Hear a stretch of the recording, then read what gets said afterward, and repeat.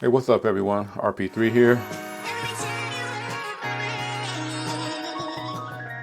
It's been exactly 30 days since I moved my SIM card into the Pixel 10 Pro XL. Now we did the first 7 days video about 4 weeks ago, but now that the new car smell has worn off. Today I'm giving you, my opinion on how the last 30 days has held up with this phone, and actually has my particular hype has died down about this phone. Now, first, let me, talk about the feel. 1 month in, the premium build still impresses me. It's got a nice weight to it. Uh, it reminds you, that you bought a flagship.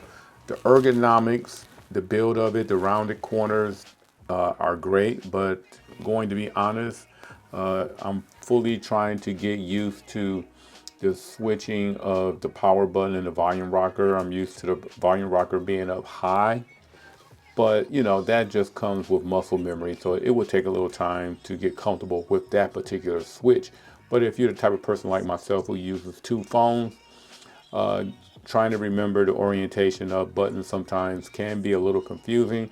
And I wish from an Android standpoint, everything was uniformly the same all around for any phone that's going to be having Android software on it. The software experience, though, that's where this phone shines through. I said it before and I'll say it again. This is probably the easiest Android phone to recommend to a regular consumer. It's not cluttered like a Galaxy phone, and it's more intuitive than an iPhone in a lot of ways. One of my favorite features on here is the screen calling on board. For example, I usually get a lot of spam calls. This phone has done more to help bring that down and eliminate a lot of my spam phone calls than my Samsung phones, who have somewhat similar features. But I just really like that particular feature on this phone because it's way more intuitive.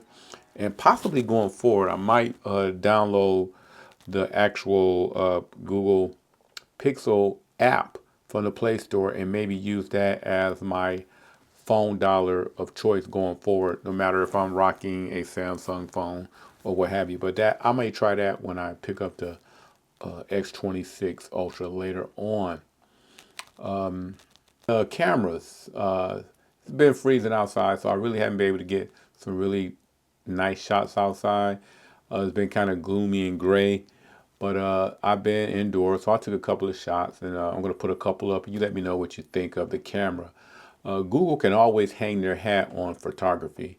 The photos are consistently the best out, but when it comes to video, I mean, it's good, but I'm still waiting on Google to really fine tune that processing to match the photo quality. The video quality is there, but I think for the regular consumer who may not be out there pixel watching or obsessing over dynamic range, you're going to be more than happy with the results of this camera and what it can produce.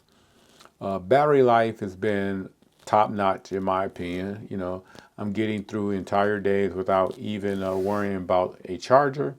Uh, but another thing, the charging speeds, wired is pretty good, but it's not top tier like you may find on a OnePlus phone. And also, wireless charging is definitely on the slower side. I mean, it's adequate, and I'm glad it's there, but don't expect it to juice up in a hurry. Finally, AI. Gemini has actually been a nice change of pace. Usually, some brands with other phones with their particular version of AI, they try to force. It seems like they try to force the AI into your phone usage, but Google handles it differently. It's not as intrusive. It kind of waits for the right time to offer a feature or make it feel like something you actually need rather than something that they're kind of like trying to sell you. But my overall experience with this phone has been pretty great. Again, I've been enjoying it. The build quality, it looks nice. The colors the phone come in. The shiny silver side do catch a lot of fingerprints, but I normally keep it in a case, and I do try to clean my phones on a regular basis. But as far as this look, this signature look, Google seemed to have nailed it. So going forward in the future, I pretty much wouldn't change it. Now, if you have a Pixel 9, don't. This is not pretty much worth it. But if you're 2 or 3 generations behind and you're trying to pick up a phone, I can recommend this on a good sale.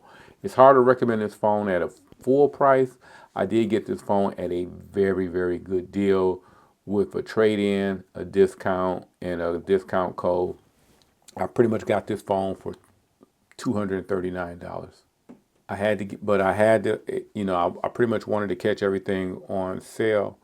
It was kind of hard to want to pay a Samsung price for this phone, especially with the Tensor chip not measuring up. But to me, that's more of a techie type of complaint. But again, if I'm just talking to regular people out there, some of the things that I'm mentioning may not even register when it comes to you buying a phone. But again, this has been my 30 days. I'm going to let you know how I feel a little later on. I appreciate you guys rocking with me. If you like this video, thumbs up, subscribe. If you have any questions, leave it down below. Other than that, I catch you in the next one. I'm out.